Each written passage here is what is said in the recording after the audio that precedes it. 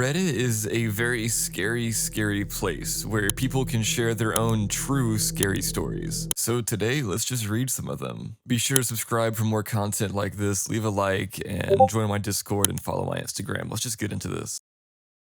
Haunted cabin behind my house? This is a relatively old story that my dad has told me a few times over the years, but with Halloween coming up, it's been on my mind again. I myself have never been able to witness the house, though the description I've been given by multiple men 20-something years after seeing it gave me a very vivid mental image. To begin, I would like to mention that my father is a highly religious man, a preacher's son, and does not believe in ghosts or anything paranormal in the slightest. Nothing seems to spook him either, but he still swears up and down that he felt something unnatural that scared the hell out of him, even just from mentioning the story to me on the rare occasion that he would bring it up. Back in the late 80s, he and a few friends would regularly hike over the waterfall/creek bed behind our farm, and would follow the trails up until they eventually met the frontage road off the interstate. Well, one night, they decided to take a different route to go around the backside of another farmer's land, mostly to see the animals because they owned emus and other large pets that weren't common in the local area.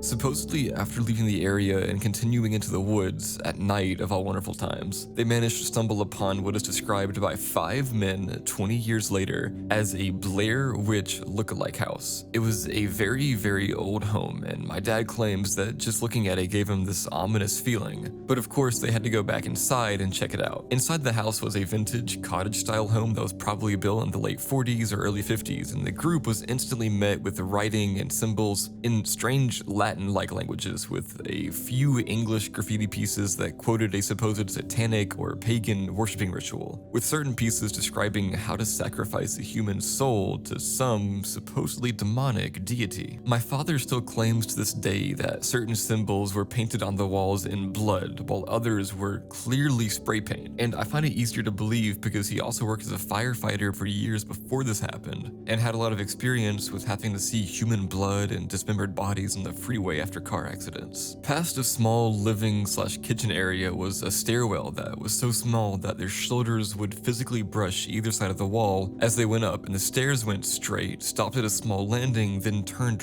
right as you started up so you could not see what might be standing at the top. At the top of the stairs, a door led to a large attic-styled bedroom where actual chain monocles and locks hung from one of the walls near a circular window at the end of the room, which was completely covered in weird symbols, graffiti, and now more obvious and frightening large dried puddles of blood that had seeped into the floors and walls. Allegedly, once they were upstairs investigating the room, they swear that they heard someone moving up the stairwell behind them quickly, but when they looked back, there was no one there. Everyone essentially told me that it almost sounded like heels clacking on wood, and now, completely spooked, they rushed back down the stairs to see if anyone was playing a prank on them and was hiding downstairs. Surprise, surprise, they found nothing and no new footprints in the dust and grime that differed from the ones they had already left on their way in. To keep things interesting, I met with each of the guys separately to ask about what they remembered, expecting to find maybe a crack or something to prove that maybe they were exaggerating, but when I asked them, I got the same answer from each of them without hesitation. They got the same details right down to the minute they entered the house and the minute they left, but here's where it gets really strange. They left the house and, for some unknown reason, decided to try walking back from a different route, using a compass to approach from the east instead of the south.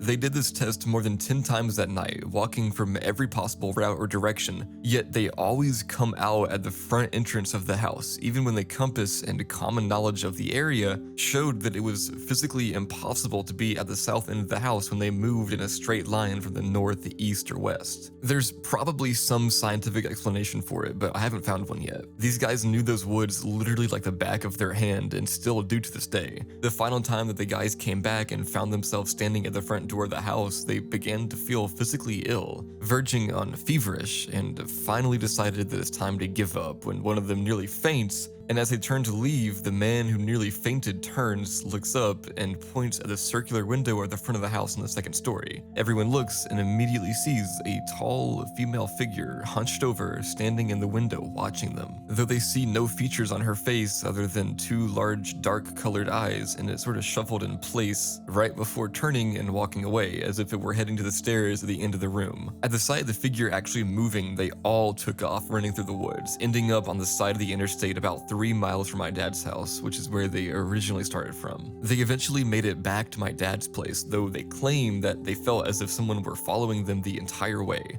And my dad's cousin gets up to get some water from the kitchen, only to announce that he swore that he saw the same figure standing outside the kitchen window near the edge of the woods, close to the woodshed. Thankfully, nothing ever came from the experience other than a collective state of absolute terror when the subject is brought up. They wrote off what his cousin saw as paranoia or pareidolia, though 5 years later, they decided to return to see if the house was still standing. Miraculously, it had fallen in on itself and was nothing more than a pile of rubble, and they never went back. I always joke with my dad and would ask him what he would do if he went back and found the house standing the same way it had back then, trying to give him a reason to let me go and see it for myself. But with trespassing laws being far more prevalent in today's times, it would be nearly impossible without either getting shot or going to jail, as it wasn't on our property. I don't know, it always gives me creeps thinking about it, but I never considered the story to be true until I did this little mock interview with all the guys. And when I say that these grown men are scared to death by this story, I really mean it. Seeing them get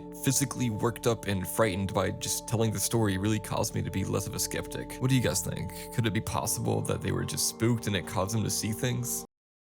Myself and a sibling almost got kidnapped. I've been holding onto the story for years now, and I would finally like to get it off my chest. So my sibling and I lived close to an elementary school where we would often go to walk our dog in the playing field in a crop of woods. Or we would let our dog roam around while we played on the playground or made pretend in the woods. I think I was around 14 when this happened, about 10 years ago. This schoolyard had a playing field, a playground near the building, and a playground farther away from the building and a crop of trees. We were swinging on the swing set at this more distant playground, but from this play area you can clearly see residential streets and this parking lot of the school, which kind of all wrap around the crop of the forest. As we're swinging, I see an SUV drive up one of the roads and pull into a parking lot. It's a weekend, so there's no other cars around and not many people, maybe the odd passerby also walking their dog through the school grounds. The SUV is around 40 meters or 130 feet from where we are, and I wear glasses, so I can't see very well what the people look like as they exit the car, but I can see some distinct clothing pieces. There are 3 people. 2 look older and are dressed as if they are older middle-aged, like in their 50s. I remember one of these people was wearing a wide-brimmed women's sun hat. The third person looks like an older teen or young adult in his 20s and is wearing a green and white striped jersey and cleats. It's not uncommon for people to walk or drive to the school to use this field for play or sport practice, though looking back now, I realize it's odd they parked in this lot and not on the side of the road near to the field, which is on the opposite side of the property. In any case, I think, okay, just some grandparents and their grandson going to practice in the field, and go about playing with my sibling. I remember watching the trio walk away from the school building, completely opposite to where we were on the property. We have our dog with us, and after a time, we decided to stop swinging and take the dog on a walk through the trails in the forest brush. Maybe 15 to 20 minutes have passed since the car pulled up. The brush we're walking in is basically in the very corner of the school property. There's a metal chain link fence in front of us, and beyond it is a sidewalk and residential road. To our right is another fence which separates people's backyards from the school grounds. These homes all have tall trees growing along the school fence for added privacy, so it's almost impossible for anyone to see into the schoolyard. My sibling and I were just at that age where playing pretend didn't really feel genuine and spur of the moment,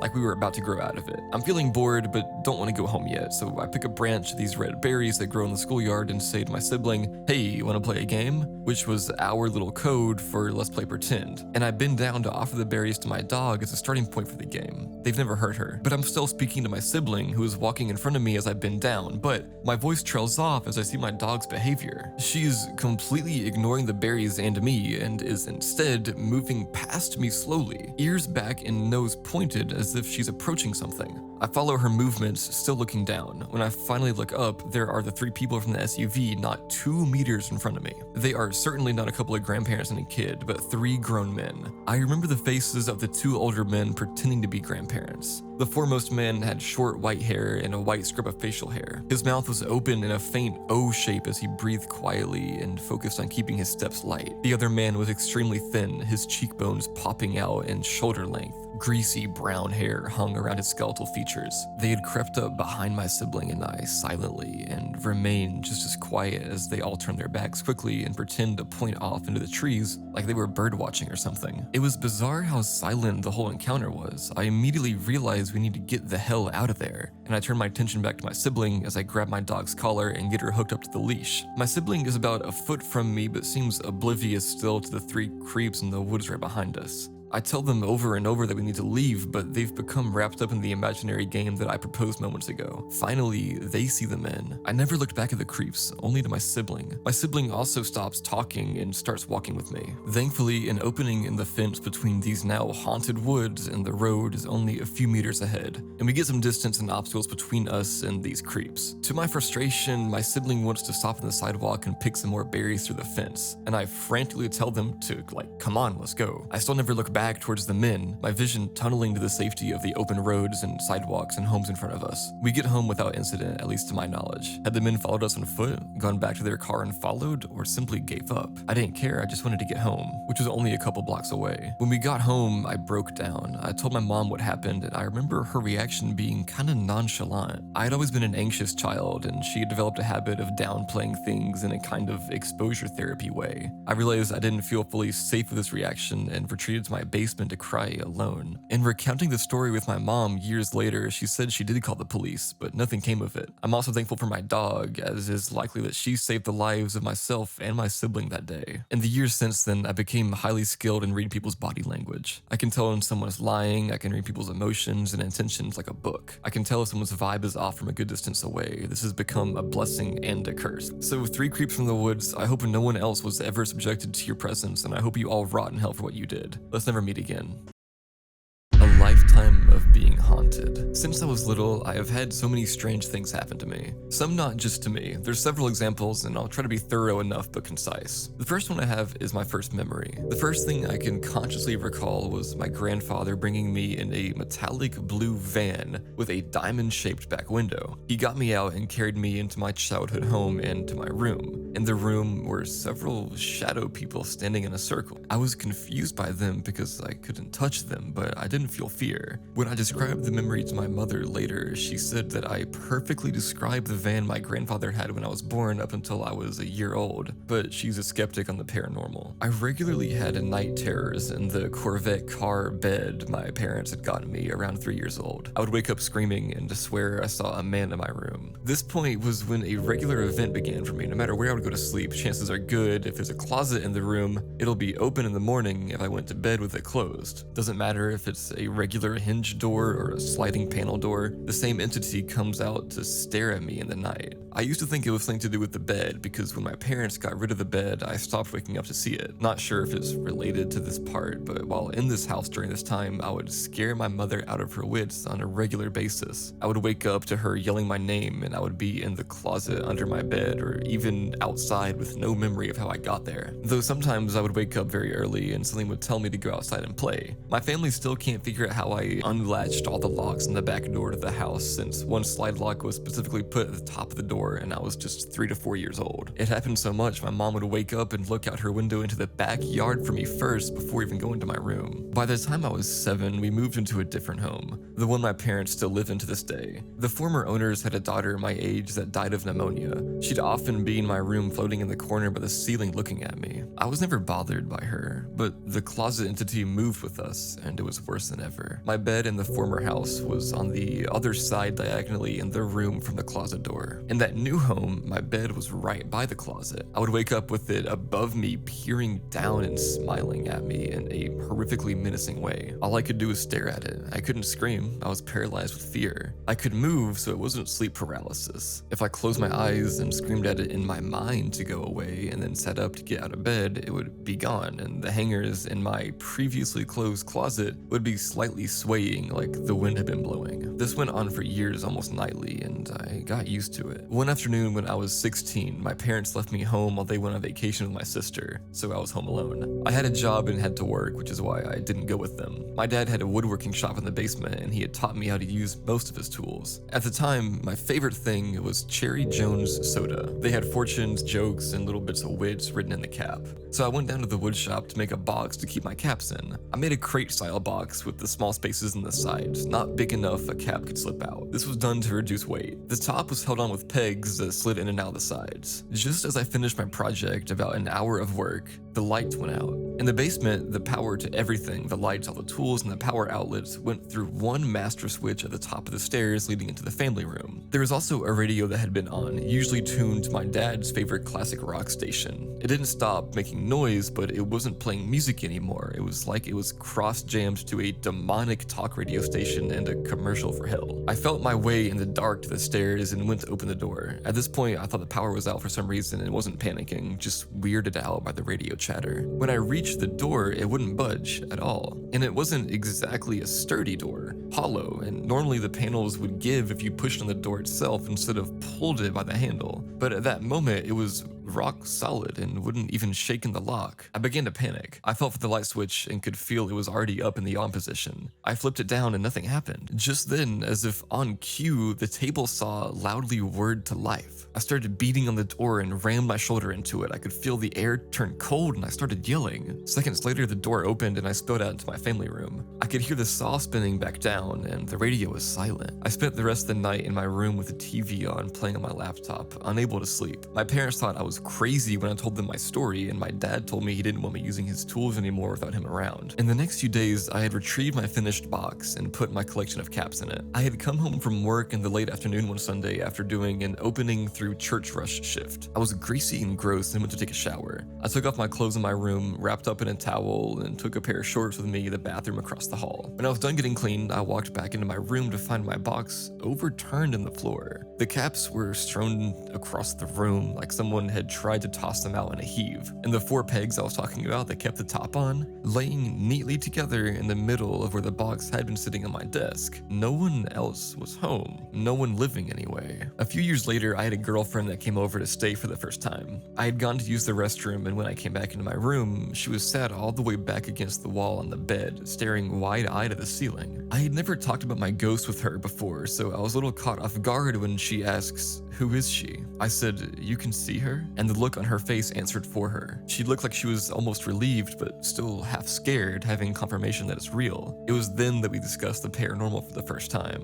I began staying over at her place more often before finally moving in with her when my parents asked me to move out, since I was spending all my time with her anyway. It's hard to when you're glued to the hip. Almost immediately after I moved my stuff in, she and I both began to see shadow people frequently around the apartment. She'd be taking a shower and would see someone come into the bathroom and open the curtain to blow me a kiss, and would find that I was still in the living room. Or I would be laying in bed waiting for her to come back from the bathroom, and I would see a shadow just come into the room. Some things like that all over the small living space. One winter night, we had just laid down to cuddle and warm up while we fell asleep. We were just about unconscious when we heard a sudden loud thud on the floor, followed by several smaller bumps and a bang in the adjacent kitchen. She was being Little Spoon, facing towards the door and the rest of the room on the edge of the bed. She froze and wouldn't move and told me to go see what it was. With all my previous experiences, I wasn't really afraid, and I joked, "You want me to go die while you stay comfy? Come with me." She got up and followed close behind me into the kitchen. I crossed the gap to the light switch on the opposite wall and flicked it on. It became apparent what we had heard. A small metal fan we used to circulate air in the summer that had been sitting on the bottom shelf of a baker's rack had somehow jumped off the shelf and bounced across the floor until it hit the kitchen cabinet doors on the other side of the room hard enough to bump the door open. Never could come up with an explanation as to how that could happen. 2 years into our relationship, she got pregnant very unexpectedly and ended up having a miscarriage. An amniotic sac formed in a placenta, but they could never find a fetus on the ultrasound. My parents invited us to come stay at their house while she recovered from a dilation and a curettage. We ended up staying about a month, with her being bedridden for the first few weeks. While we were there, the day after we left the hospital, the tree in the front yard of our apartment caught fire in the early morning and burned to the ground. The fire department had been called and they could not put it out. It didn't damage anything else, and they couldn't determine any reason for why the fire wouldn't wouldn't extinguish until the tree had been totally consumed. My parents had a tree in the front yard of their house and it got hit by lightning and burned slightly, but the rain put it out. So I know those trees aren't some kind of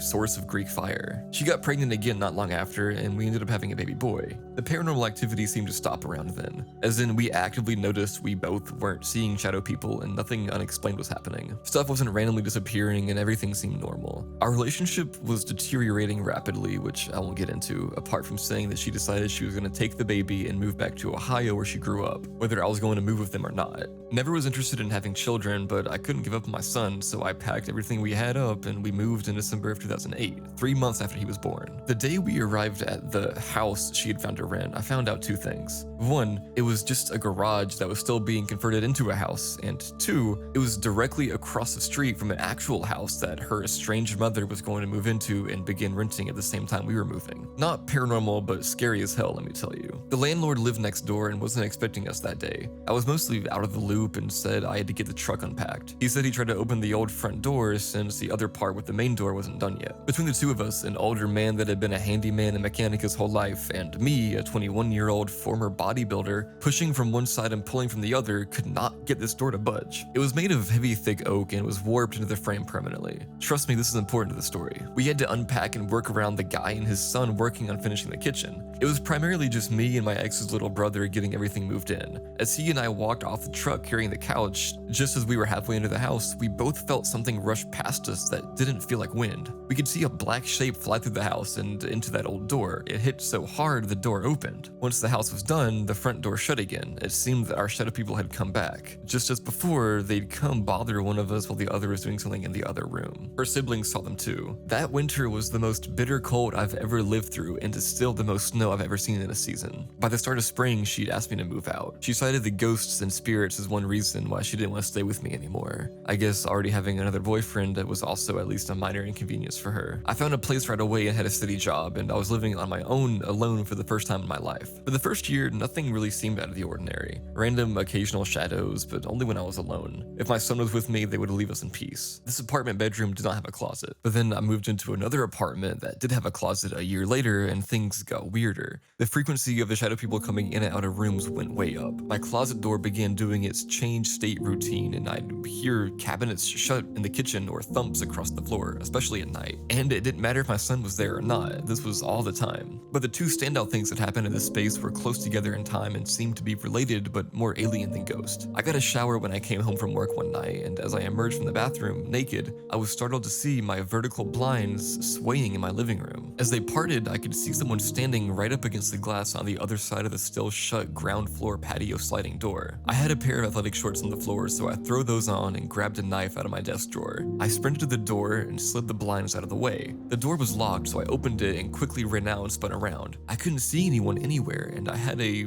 clear, well-lit view of the parking lot and the rest of the complex. I went back inside and locked the door. I ended up putting a spare shower curtain rod in the track of the sliding door. It was difficult trying to sleep that night. I couldn't figure out how the blinds were moving like how they were and how anyone could have gotten a totally clean getaway in the maybe 10 seconds it took me to get outside. Maybe 2 days later or so, I was woken up around 4 a.m. by the sound of knocking on my bedroom window. I went to the window and barely cracked the blinds just at the very edge of the window, and I couldn't see anything or anyone out there. That window faced a courtyard with all the entrances to the other apartments. When I looked around, I could see a light under my bedroom door. I usually keep my lights off, and I knew I hadn't left anything turned on in my living room. My immediate thought was someone had broken in. I went to open the door, but it wouldn't open. The knob wouldn't even turn, and the light just got gradually brighter, to the point that my door felt warm and the light was leaking in from every edge of the door. My mind was racing, wondering if there was a fire or what the hell was happening. I took a picture of it with my phone at the time, and I'll try to find it if I still have the picture in my archives. I had my hand on the doorknob when suddenly it went dark and the handle felt loose. I opened the door and it was warm still. My carpet across the living room floor was warm. For reference, it was late fall and I hadn't even turned my heat on yet. All my doors and windows were shut and locked with nothing disturbed that I noticed. Except the next night when I came home from work and I went to feed the cheap fish I got for my son. He had 4 fish in a large tank with a few simple decorative items. 2 medium goldfish, a beta, and a small pleco that I respectively had named Alpha, Beta, Gamma, and Theta, with the first 3 related to the idea of radioactive decay. Only because I had a radiation fallout shelter sign on the wall near the tank. I opened the fish food container and went to open the lid to shake some in, but I couldn't see any fish. The beta was a bright red, and the orange of the goldfish is typically pretty apparent. I closed the lid and got down to look up close, and there wasn't a single fish in the tank. I took everything apart, emptied the gravel, disassembled the filter, no sign that there were ever any fish in the tank to begin with. At the end of that year's lease, I moved to another apartment that I stayed in for 2 years. Things initially seemed way calmed down, but I quickly began to notice that the door to my son's room would be open when I usually kept it closed when he wasn't with me. It was directly across the hallway from my bathroom, and I had to pass it to get to my room. During the week, I'd come home from work in the evening and eat dinner before playing games on my computer in the living room, and then settle down in my bed and watch some television before falling asleep.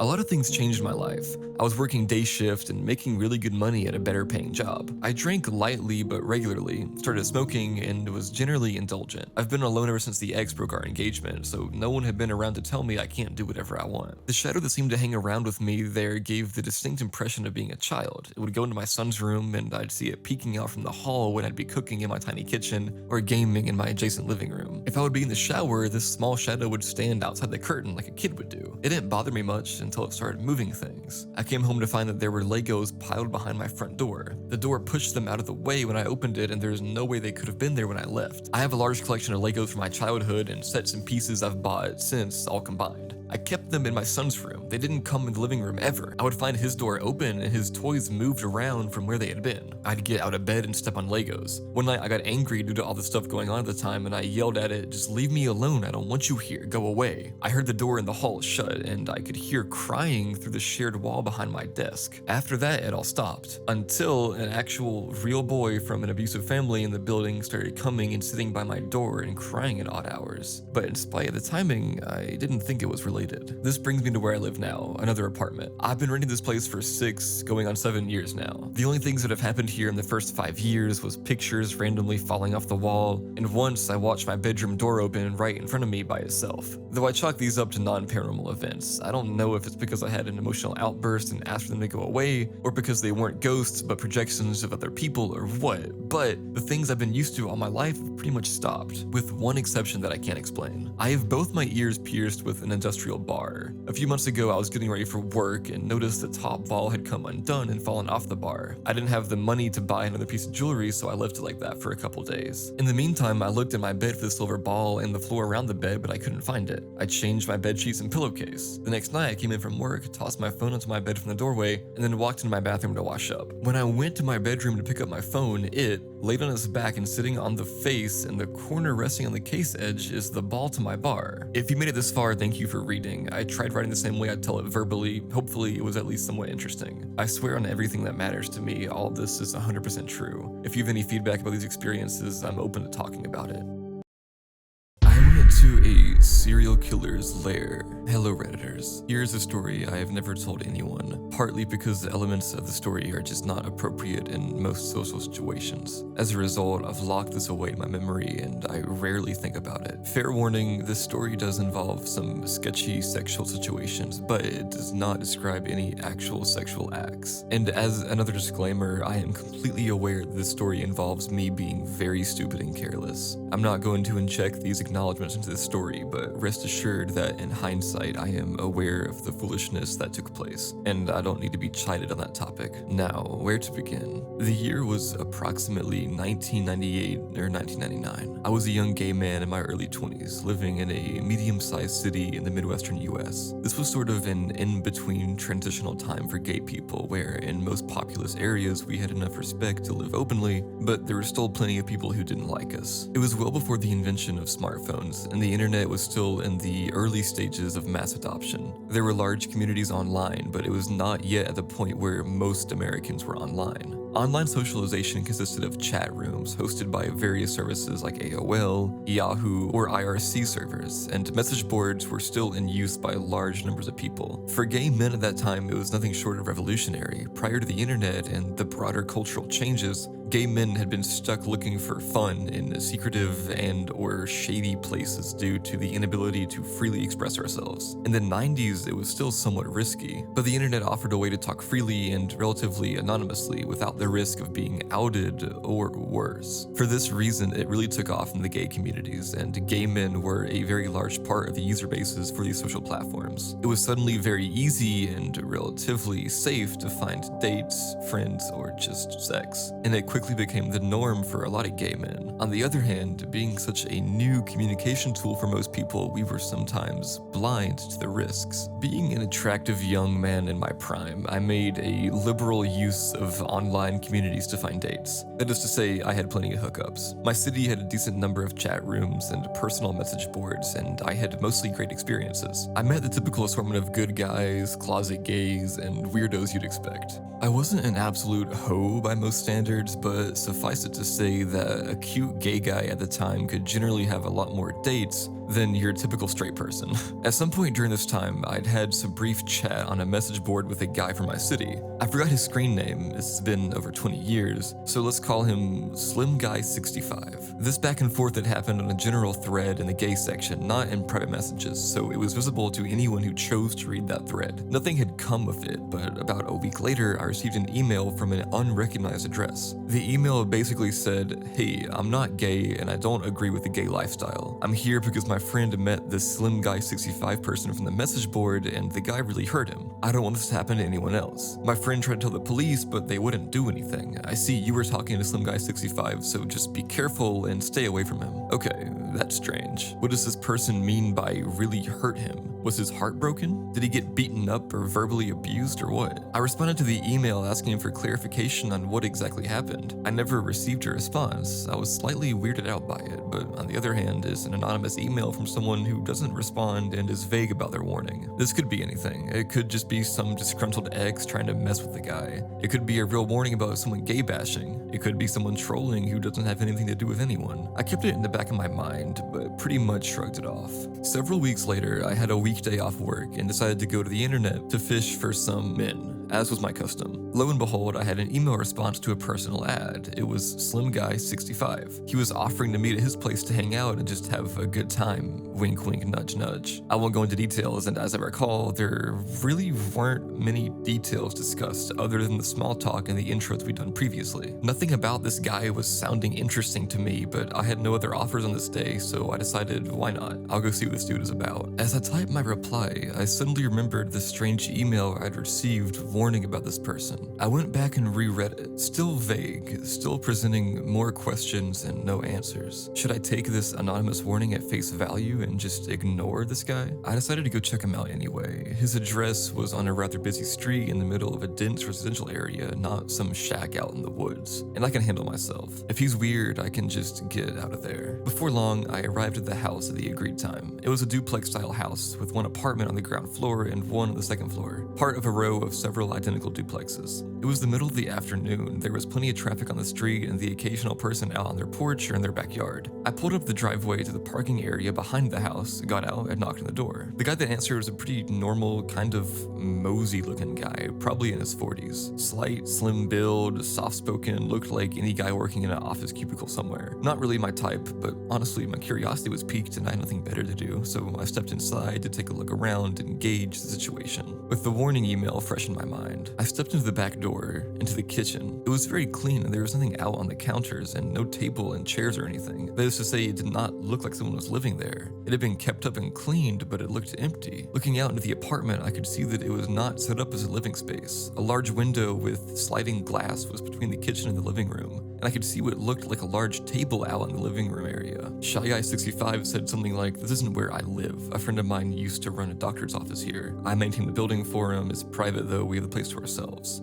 Weird, but okay. He shut the back door and locked it with a keyed deadbolt, the kind that you need a key to open even from the inside. And then he just put his keys back in his pocket saying, "So what do you want to do?" At this point, my danger sense spiked. This is not a normal home, and why is he locking the door like that? It's not necessarily suspect. A lot of people have that sort of lock on their door, and the door has a window, so it even makes sense. Still, something isn't right here. I can tell, and now I'm locked in. I asked him why he was locking the door like that, which immediately flustered him. He was looking rather nervous, and his voice was a little wavery and halting, not quite stuttering, but almost. He said, well, we wouldn't want someone to come in and interrupt us, right?" Flashing a weak, unconvincing smile. His demeanor and body language were all I needed to confirm that this guy was up to no good, or at least there was something he was hiding. However, I could tell that I was intimidating him. I was not a particularly muscular kid, but I have a larger frame.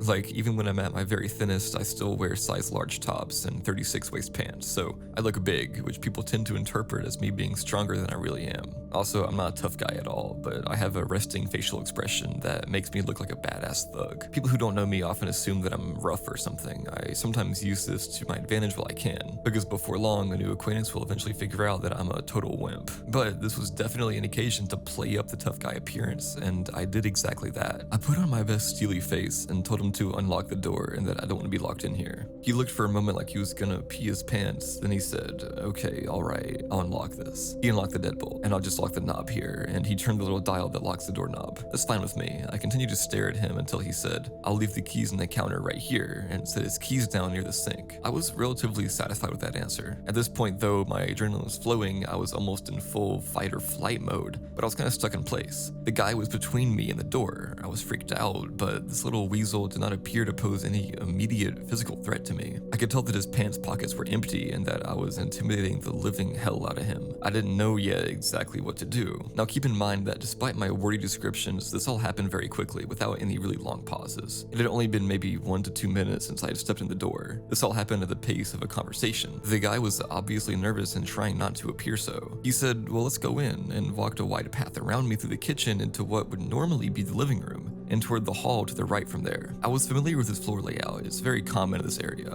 The hallway would lead to 2 small bedrooms with a bathroom in between them. I hesitated, thinking I should just walk out that back door and take off. But really, now I was super curious. I knew there's no way in hell I'm doing anything with this guy, but I kinda wanna see what's going on in here. Also, I'm confident that he can't take me if it comes to a fight, so I slowly headed to the living room. It felt like I was walking in slow motion. From the kitchen entrance, I could see a large rectangular stainless steel table taking up a lot of the living room. I remember thinking this looks like a surgical table. It looked like it could rise and tilt and had a recessed channel running all the way around the edge. In hindsight, I now know what this was. It was 100% a mortician's table. Dude had a mortician's table in there. But at the time, I thought it looked like a medical table of some sort. There were some other office type cabinets and stuff around, I think, but now all I really remember is the table in that room. The large front window looking out onto the street was covered by vertical blinds that were closed. Shy Guy 65 said something like, "This used to be a doctor's office like I said. Come on back here." The hallway revealed the room setup that I expected. The first bedroom door was closed, the second door was open to a very small, clean bathroom. At the end of the hall was the other bedroom, which looked like, if the doctor's office story was true, had at one time been converted into an exam room. He said, "We can go in that room if you want. Go ahead and take a look." And he stayed at the other closed bedroom door. The back bedroom door was open and I could see that the walls were covered in a honey-colored wood paneling, the type you might see in a den or office that hasn't been updated since the early 70s. I slowly took a few steps down to that door, trying to be very aware of what Mr. Creepy was doing behind me. He didn't move. When I got up to the room, the first thing I noticed was the door had a keyed deadbolt lock like the back door. This room locked from the outside. I wondered if there was a lever on the inside, but I pretty much knew the answer to that question without even needing to check. I also saw a chair, a non-swiveling plastic desk chair with thin metal legs sitting near the center of the room.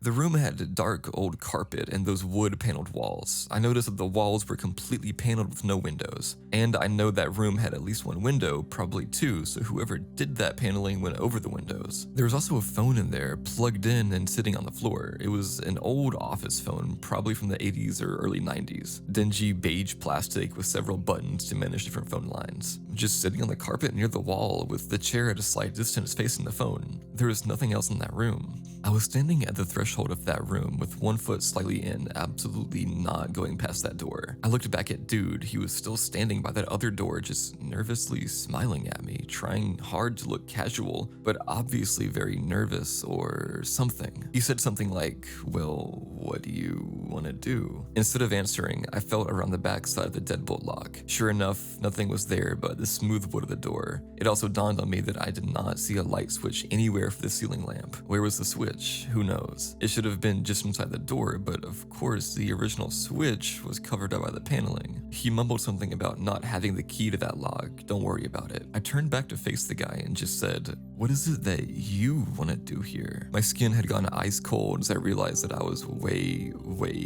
way too far into this apartment. I was running through my options in my head. What is this guy going to do? He doesn't appear to have any weapon in reach or anything, but who the hell knows what goes on in this place? What are you trying to do? He was almost totally derailed by that. He stammered out some hot man-to-man fun with the weakest smile I've ever seen, looking like he was just a hair's breadth away from panicking. That sounds comical, but really the sentence was probably the most chilling part of the entire experience for me. It was the way he said it, like he had to come up with something on the fly, something that would sound plausible, and he failed. Who says that in real life? Hey, do you want to have some hot man-to-man fun? Nobody. It's something that you would see on an advertisement for a cheesy porn site or something. Some hot man-to-man fun? Smile, quivering lips. That was it. I said, nope, I want to go, I'm leaving. He said, okay. I quickly walked past him as he flattened himself against the wall to avoid me, and I noped right out through the living room dissection area and through the kitchen to the back door, which was thankfully still not deadbolted. The keys were still on the counter. I let myself out the door and didn't bother closing that, as I saw him slowly coming to the door behind me. I deliberately walked, not ran to my car. Looking back at the building, I could see that indeed there was a window facing the backyard area from that paneled room, but of course it was covered up from the inside. Dude was shutting and locking the back door, and I left, heart pounding, skin icy cold, thinking, holy hell, what was that? So was this guy some kind of killer, or was he just an awkward closeted gay guy with access to a sterile looking apartment with an autopsy/mortuary table and a windowless room that locks from the outside with a chair and a phone and no light switch? It's clear to me that the poor soul who walks into that room gets locked in. He probably shuts off the light from somewhere and calls the phone. Other than that, it's anyone's guess what happens. I assume the friend of the judgmental person who emailed me must have been some kid who got locked in whatever game ensues. Driving home, at first I thought, of course, I have to call the police and tell them what's in that place. But thinking it through, I realized I didn't really have any crime to tell them about. I went to meet a man for casual sex, and what? He has a room with a chair on it? He has, and I thought at the time, an exam table? The police aren't going to do anything with that story. The guy didn't touch me or do anything to me, and I left. I considered calling an anonymous tip line, but again, what exactly would I report? There was no actionable crime. Also, keep in mind that at the time, while the local police in the city were pretty decent, they weren't especially interested in getting involved with helping the gays. They'd prosecute actual crimes so it was cut and dry, but I'd heard plenty of accounts of them not choosing to follow up on cases where there was not an easy arrest to be made. I decided not to report anything because nothing would come of it except drawing unwanted attention to myself. Even in retrospect, I think that was probably the best rational choice to make. If this happened today in 2020, the law enforcement would probably be a lot more interested in it, but back then, not so much. So live and learn. I still drove past that house once in a while in the normal course of life for several years, and I'd pay attention to how it looked. The vertical blinds were closed for maybe 5 or 6 of the years where I went past. Then eventually the blinds were down and there were decorative curtains in the window, so I assumed the place was eventually sold to someone who actually lived in it. Around 2002, maybe 2003, there was a murder of a young man on the news. He'd been found in the next state, which borders on my city, so it's not very far away.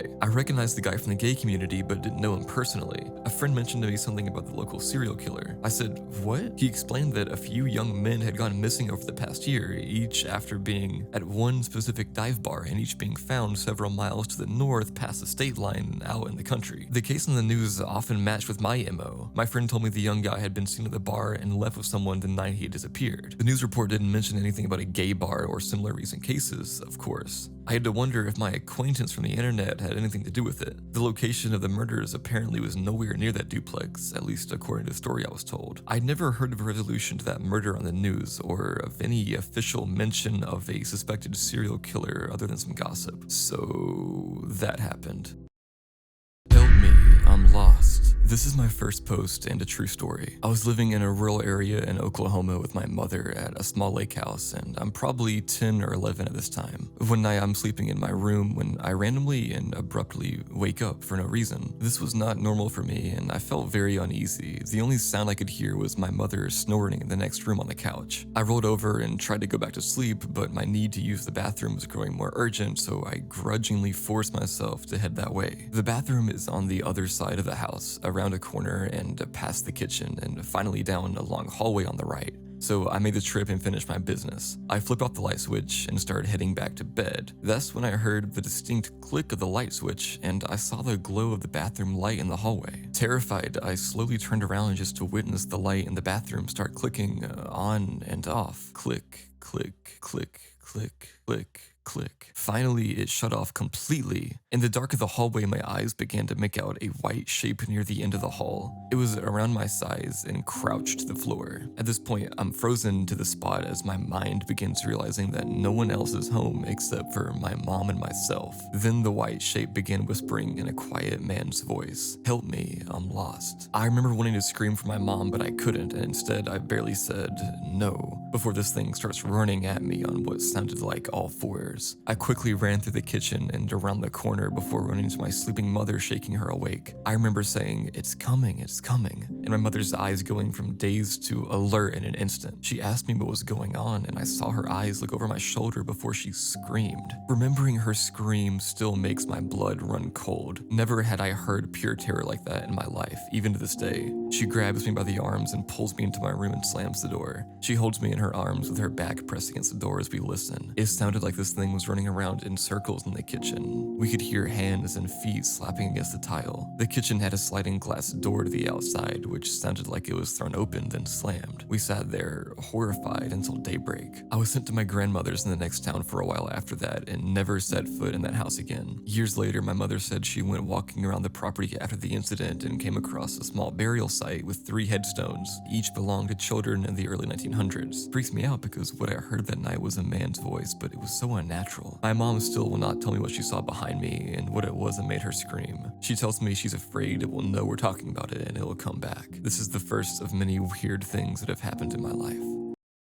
Being left alone at a house in the middle of the Mojave Desert. Back around 1992, I was in high school at that time. I was a sophomore, and unlike most of my friends in school, I didn't work the typical high school jobs like McDonald's, Taco Bell, some retail job in the mall, or work at the local grocery store. I was very good with my hands and worked jobs like construction, demolition, flooring, and auto mechanics. All of my contacts I worked under the table as I started working in some of these jobs at 14. It was beneficial for both of us as I was only called in when I was needed and I was the guy willing to work only evenings and weekends. One of my contacts worked doing remodeling projects like at restaurants, bars, retail shops, and typical commercial projects that we could only work after hours. Like I said, that worked out for both of us because I went to school and would sometimes work after school or weekends. For this contact, it wasn't uncommon for him to leave me alone at a site and have a list of things for me to do alone, mostly demolition work. I did this while the other crew was doing the installation or remodeling work. I was the kid, but had the respect because I did what I was supposed to do and did the work of a man without complaints. I got paid good, and in one night I could make more than my friends did working all week at McDonald's. This one instance, I got a call from the guy I worked for, and he said he had a project for me and if I could work the following Saturday.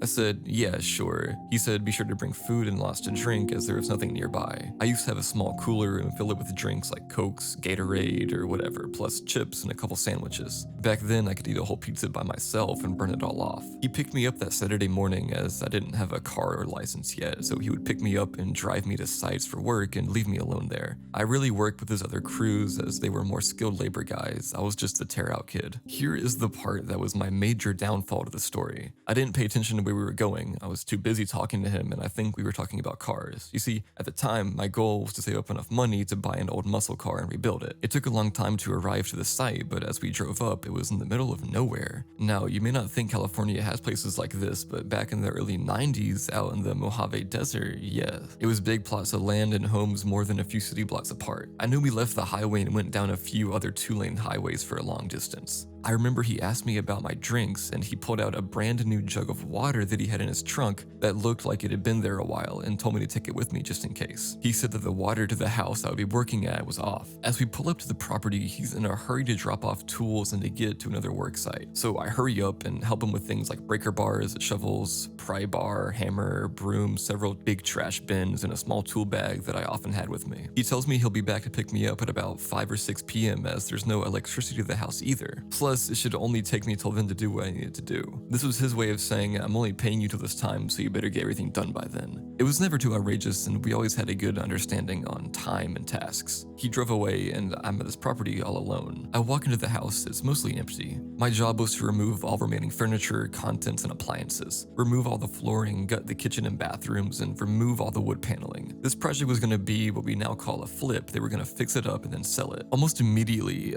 I get kind of spooked by this place. It was very odd. Now, mind you, I'm used to being on sites alone working all night. This was the daytime on a Saturday and bright outside. outside. However, the house was old, dark and musty, and kind of cool inside, the kind of cool that gives you goosebumps. To add to the spook factor of the house, let me describe what I remember about the house. Imagine walking back in time to the 1960s or earlier. Dark green carpet that looked like matted down broccoli, pine wood everywhere that had a darker stain to it. The wood paneling wasn't the kind used in 1980s sheet paneling, but actual board paneling, tonged and groove. Old window curtains that all looked like someone's grandma made, avocado green sink, stovetop oven, and the stuff was left behind like old furniture and a closet full of old stuffed animals that looked to be about 30 years old. The style of this house was like an old western ranch, as there were wagon wheels inside and outside the house. I had an old battery power radio, but could only get a few stations, but was just happy for the noise. I started removing all the junk from the house, and as I normally did on a project, if there wasn't a dumpster on site, I made a trash pile. I tore up all the flooring next. To my delight, everything seemed to come up with ease, and it was rip, cut, toss. I took a big demo hammer to the kitchen and tore it apart in less than an hour. I ended up using that big jug of water that my boss had given me to wash my face and hands periodically, but by late noon, as most tune of the desert, the dryness also starts to take a moisture from you, especially if you're working in it. So by late afternoon, I'm down to my last drink, and I had already ate everything I brought. No worries, I thought the guys should be here in a couple of hours to pick me up. As the time gets closer for them to arrive, I'm done with all my tasks. I even sweep the entire place, and it's now ready for the rehab crew to get to work making this place look modern. The time of year I was out here, it wasn't a typical hot desert day, but you know in the desert, as soon as the sun goes down, it starts to cool rapidly. I had a flannel shirt, but that wasn't enough, and it was starting to get dark. This was the time before cell phones were common, and well, there was no electricity, water, and phone service to the house. I climbed up to get on top of the roof of the house to get a better look to see if I can see anything in the distance, and what looked like miles down, I saw a smaller road that this dirt road led to, and a few homes, but those homes were all in the dark. My first thought was to hike down to a neighbor's house and ask them to use the phone. The nearest house, no one was home, and this home also looked abandoned. If you remember, the early 90s was the start of a decline of the economy and recession, so it wasn't uncommon for a lot of foreclosed homes and the track of homes. A lot of those I worked on at the time. I started to think about my options as darkness fast approached. One was to stay at the house until morning. Two was to hike with what little water I had. One was to stay at the house until morning. Two was to hike with what little water I had a few miles in the dark Mojave night.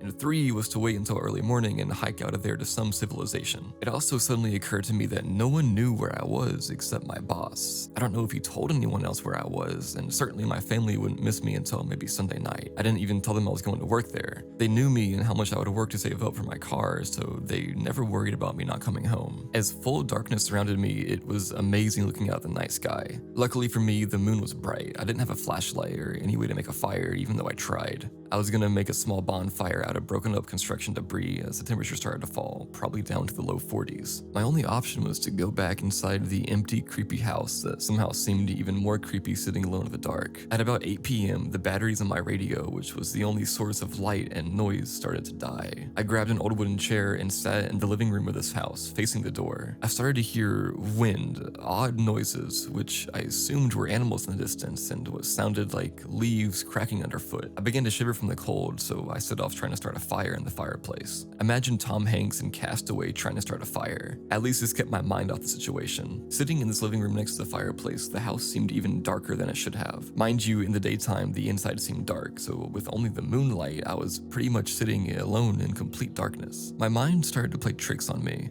I saw shadows moving outside and inside the house. I also began to hear someone talking, like whispers or something. I got up from my chair and yelled out, "Hello." Just as I did, I heard something fall from the other side of the house. I ran over to the door and went outside again. At least in the moonlight I could see better, but off in the distance I heard noises and saw movement but couldn't make it out. I had my pile of tools by the edge of the house, ready for when my boss picked me up. So I ran over there and grabbed Big Daddy, my heavy pry bar that I used in demo. I was ready to defend myself from whoever or whatever was out there. I had to keep moving because my undershirt and flannel shirt weren't enough to keep me warm. The wind was also starting to pick up, and as far as I could see, there were no lights around me. I didn't want to try to climb on the house again out of fear of falling in the dark, but I got on top of the gate just to try and gain a little altitude to see if I could spot some house lights or car lights nearby. My mind went to the stories that circulated at the time about how people would come up to the Mojave Desert and bury bodies, how there were Satanist groups out there, and how people would go missing for no reason out there. Every noise had me on edge, and every shadow had my heart pounding.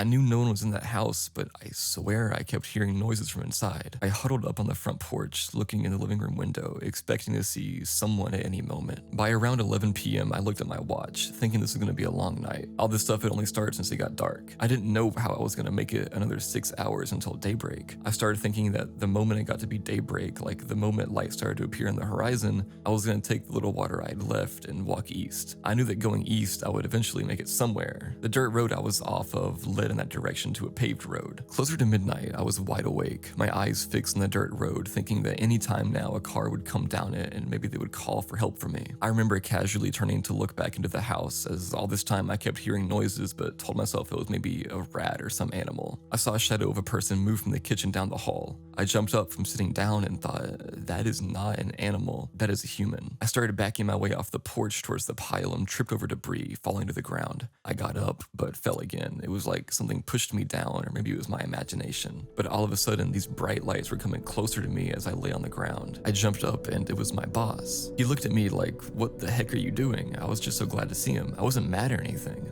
I just asked him what happened. He said that he was sorry, but he thought the other crew was coming to get me, and they thought that he was coming, so no one actually came. He said it was until later in the evening when he asked the other crew leader about how far along I got that the other leader said I didn't go get him. Well, it took him almost 2 hours from where they were working to come get me. He felt really bad and told me he was going to pay me for the entire time I was out there. He also grabbed a can of Coke from his cooler and asked me if I was thirsty. I drank it all in one gulp. Once we got back towards civilization, he went through a fast food drive-thru and I ate like I had never eaten before. As he was driving me home, I asked him about the house. I told him how creepy it was, but he said he didn't have any information about the house, only what we were supposed to do. After that, I made sure to always keep extra batteries, a flashlight, and double the amount of liquid. Thank you guys for watching this video. If you enjoyed, let me know. I love making these Reddit videos, and I think you guys like them from what I'm seeing, so just let me know, guys. Everybody, have a great night, and sweet dreams.